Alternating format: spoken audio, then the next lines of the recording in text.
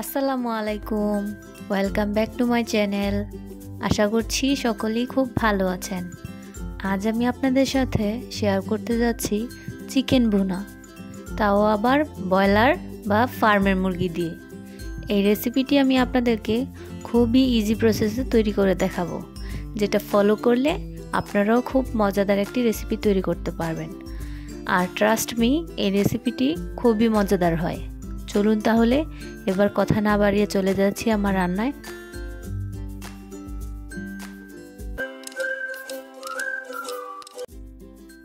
সবার প্রথমে আমি এখানে নিয়ে নিচ্ছি 1 কেজি পরিমাণ ব্রয়লার মুরগির মাংস। মুরগিটাকে আমি একটু মাঝারি সাইজের করে কেটে নিয়েছি। আপনারা চাইলে মাংসটাকে একটু বড় করেও কেটে নিতে পারেন।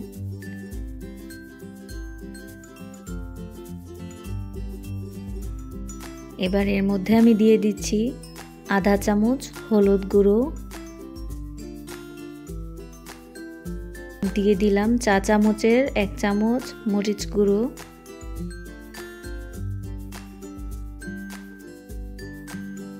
আর সাথে দিয়ে দিচ্ছি পরিমাণ মতো লবণ।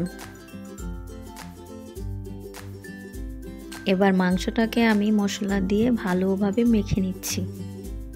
আপনারা কিন্তু ভালোভাবে মেখে নেবেন, যাতে মশলাগুলো মাংসের গায়ে সুন্দরভাবে লেগে যায়।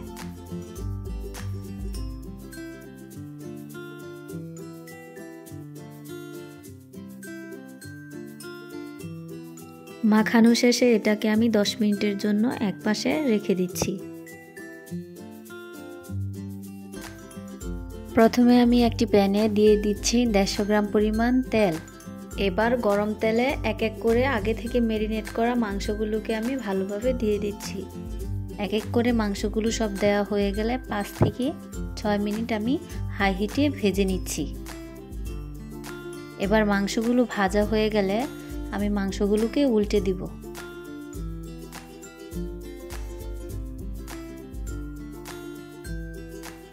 এবার এগুলোকে আমি আরো 5 থেকে 6 মিনিট ভালো করে ভেজে নিব।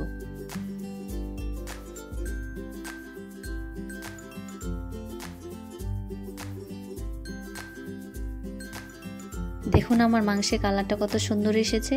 আপনারাও এ পর্যায়ে মাংসগুলোকে নামিয়ে নেবেন।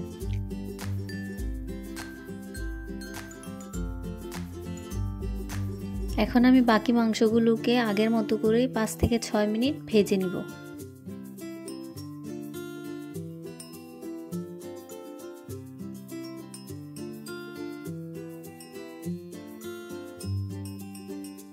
এখন আমার মাংস ভাজা হয়ে গেছে, এগুলোকে আমি এখন নামিয়ে রাখবো।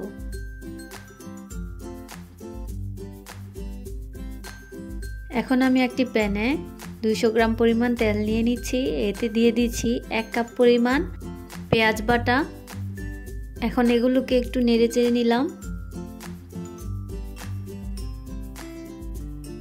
এখন দিয়ে দিচ্ছি 2 থেকে 3টি তেজপাতা, 7 থেকে 8টি গোলমরিচ, 2 টুকরো দারচিনি, 4টি এলাচ এবং 5টি লবঙ্গ।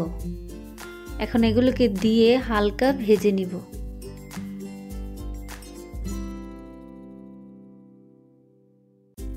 ভাজা হয়ে গেলে দিয়ে দিচ্ছি এতে 1.5 চা চামচ আদা বাটা, 1 চা চামচ রসুন বাটা। এখন এগুলোকে ভালোভাবে ভেজে নিচ্ছি। যতক্ষণ না পর্যন্ত এর কাঁচা গন্ধটা চলে যাচ্ছে ততক্ষণ পর্যন্ত এটিকে আমি কষিয়ে নেব। এখন দিয়ে দিচ্ছি 1 চামচ হলুদ গুঁড়ো, 1 চামচ মরিচ গুঁড়ো,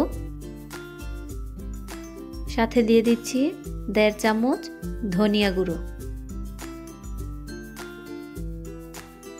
দিয়ে দিচ্ছি 1.5 চামচ জিরে গুঁড়ো, আরও দিয়ে দিচ্ছি স্বাদমতো লবণ। এবার মশলাগুলোকে আমি একসাথে ভালো করে মিক্স করে নিব।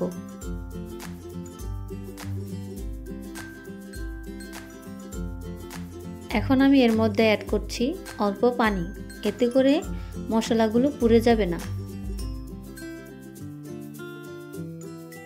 এখন ঢাকনা দিয়ে কিছুক্ষণ ঢেকে আমি মশলাটাকে কষিয়ে নিব।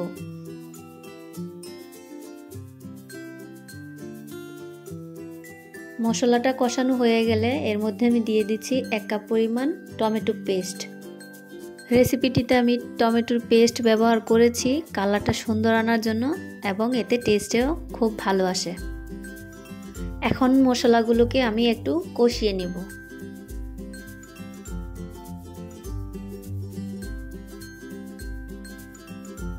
মশলাটা কষানো হয়ে গেলে এর মধ্যে আমি দিয়ে দিব আগে থেকে ভেজে রাখা মাংসগুলো। এক এক করে সবগুলো মাংস দেওয়া হয়ে গেলে মশলার সাথে মাংসগুলোকে ভালোভাবে মিশিয়ে দিব। মশলা দিয়ে মাংসগুলো ভালো করে মাখা মাখা হয়ে গেলে এবার ঢাকনা দিয়ে ঢেকে 10 মিনিট কষিয়ে নিব। তলানিতে যেন পোড়া না লাগে তার জন্য আমি মাঝখান দিয়ে একবার নাড়াচাড়া করে দিলাম। এখন 7 থেকে 8 মিনিট জাল করে নিব। আমার মাংস কষানো হয়ে গেছে। এখন আমি এটাকে একটু নেড়েচেড়ে নিলাম। এখন আমি এর মধ্যে অ্যাড করছি 1 গ্লাস পরিমাণ পানি। মাংসটাকে ভালোভাবে নেড়েচেড়ে এখন আমি এটাকে 10 মিনিট রান্না করব। 10 মিনিট পর আমি এর মধ্যে দিয়ে দিচ্ছি 4টি কাঁচামরিচ এবং দিয়ে দিচ্ছি আধা চামচ গরম মশলা। এবার মাংসটাকে ভালোভাবে একটু নাড়াচাড়া করে নিলাম। এখন ঢাকনা দিয়ে ঢেকে আরও 5 থেকে 8 মিনিট রান্না করব। এখন আমার রান্নাটি হয়ে গেছে। আমি এখন এর উপর দিয়ে কিছু ভাজা জিরে গুঁড়ো দিয়ে দিচ্ছি, এতে ফ্লেভারটা খুব ভালো আসে। যদি আমার রান্নাটি আপনাদের ভালো লেগে থাকে তাহলে অবশ্যই বাসায় ট্রাই করবেন। আর আমার চ্যানেলটিকে অবশ্যই লাইক, কমেন্ট এবং সাবস্ক্রাইব করতে ভুলবেন না। আল্লাহ হাফেজ।